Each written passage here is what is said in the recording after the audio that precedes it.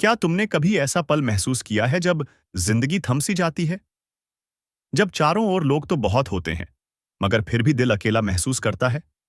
ये कहानी उसी एहसास से शुरू होती है, जहां इंसान को पता नहीं होता कि वो खुद से कितनी दूर चला गया है।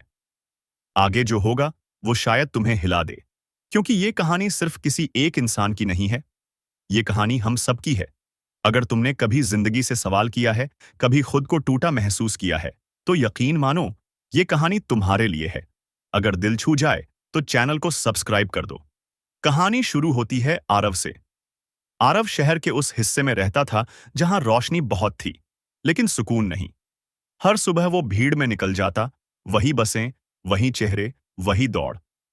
पर उसके अंदर कुछ था, जो हर दिन थोड़ा थोड़ा मरता जा रहा था।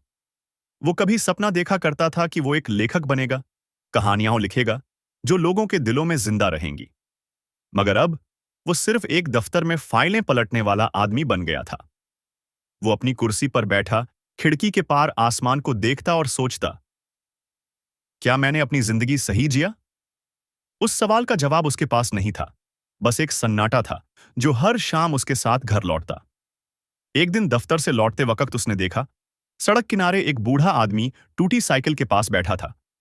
उसके कपड़े मैले थे, मगर चेहरे पर एक अजीब सी चमक थी। आरव ने पूछा, बाबा, आपको मदद चाहिए?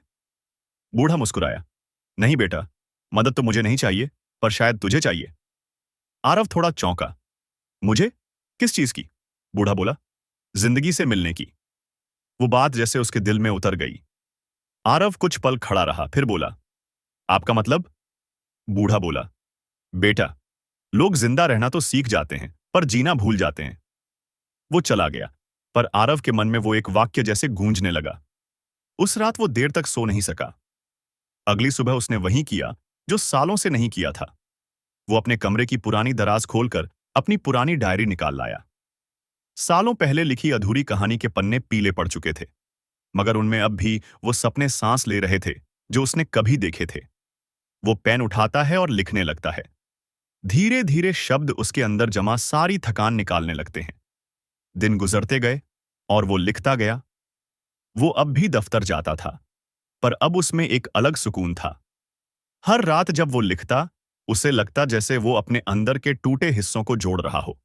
उसकी माँ अक्सर कहती थी, आरव बेटा, वक्त को कभी दुश्मन मत समझो, वही सबसे बड़ा शिक्षक होता है। वो अब उस बात को समझने लगा था।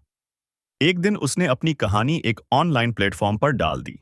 उसे लगा शायद कोई नहीं पढ़ेगा, पर अगले ही दिन सैकड़ों लोग उसकी कहानी पर कमेंट कर रहे थे।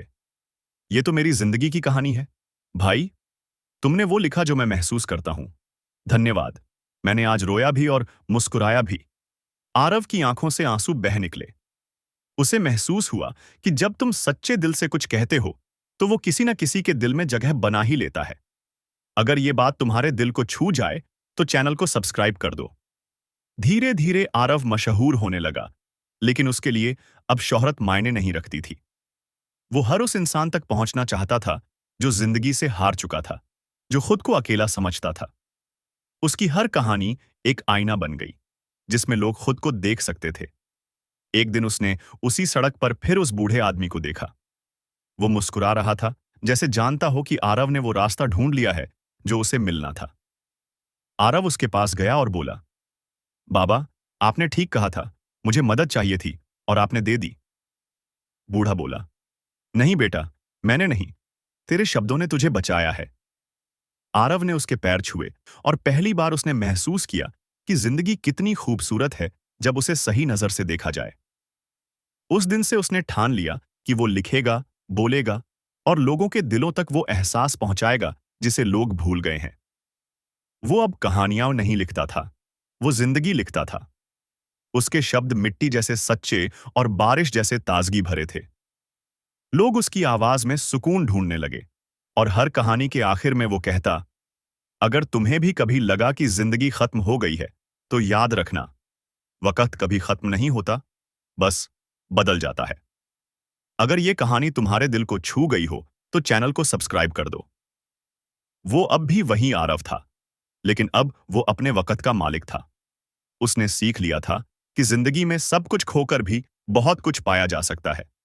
और शायद यही जिंदगी का सच था कि जो अपने अंदर झांक लेता है वो कभी खाली नहीं रहता। संदेश। हर इंसान में एक कहानी छिपी है। कुछ लोग उसे जी लेते हैं, कुछ लोग उसे भूल जाते हैं, और कुछ लोग उसे दूसरों के लिए लिख देते हैं। जिंदगी का सच यही है। वक्त की आहट को सुनना सीखो, क्योंकि वो हमेशा तुम्हें खुद तक ले जाती है।